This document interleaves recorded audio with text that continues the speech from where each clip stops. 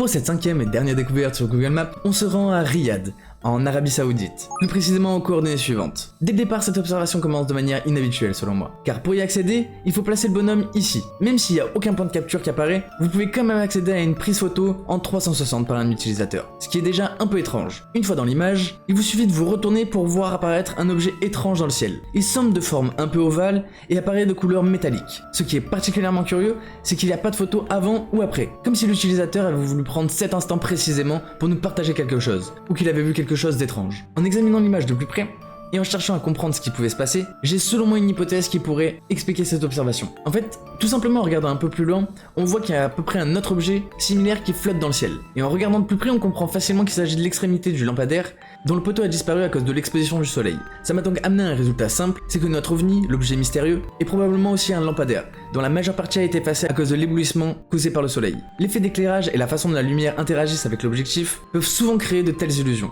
De plus, si on regarde bien, on voit que les poteaux sont posés à un intervalle constant, et cet objet apparaît à un intervalle parfait pour un luminaire. Pour moi, les illusions d'optique sont souvent fascinantes, car elles montrent à quel point notre perception peut être trompée par des conditions environnementales. Ces observations nous rappellent même que lorsque nous voyons quelque chose d'apparence inexplicable, il y a souvent en fait une explication rationnelle derrière, et que c'est simplement notre cerveau qui essaie d'interpréter ce qu'il voit. Si une personne ajoute des informations voulant vous emmener dans son sens, il peut paraître logique que certaines personnes y croient. Mais n'hésitez pas à me dire ce que vous pensez de mon hypothèse. Est-ce que ça vous paraît plausible, ou pensez-vous qu'il y a une autre explication à ce phénomène? J'avoue que j'aimerais bien connaître vos opinions et vos théories. Alors partagez vos réflexions et surtout discuter ensemble de ce que ça pourrait être. Quoi qu'il en soit, cette dernière découverte nous montre qu'il est essentiel de rester curieux et de poser des questions sur ce que nous voyons. Et voilà, c'est terminé pour les 5 découvertes que j'ai faites sur Google Maps. J'espère que vous avez apprécié cette aventure à travers des observations intrigantes et étranges, que ce soit des ovnis ou des illusions d'optique. Chaque découverte nous rappelle à quel point notre monde est rempli de mystères qui attendent que d'être découverts et explorés. Ces observations nous ont permis de réfléchir sur la nature des phénomènes, et surtout sur la manière dont la technologie moderne nous permet de les explorer depuis chez nous. Que ce soit pour le plaisir de la découverte ou la recherche de la vérité, ces moments de curiosité sont toujours à partager selon moi. Pour finir, si vous avez aimé la vidéo, n'oubliez pas que vous pouvez la liker et que vous pouvez également la partager. Comme j'ai dit tout au long de la vidéo, n'hésitez pas à me partager votre avis sur chaque observation qu'on a fait, et surtout vos hypothèses. Vos commentaires sont toujours les bienvenus, alors partagez vos pensées. Vous pouvez également vous abonner et activer la cloche pour ne pas manquer mes prochaines vidéos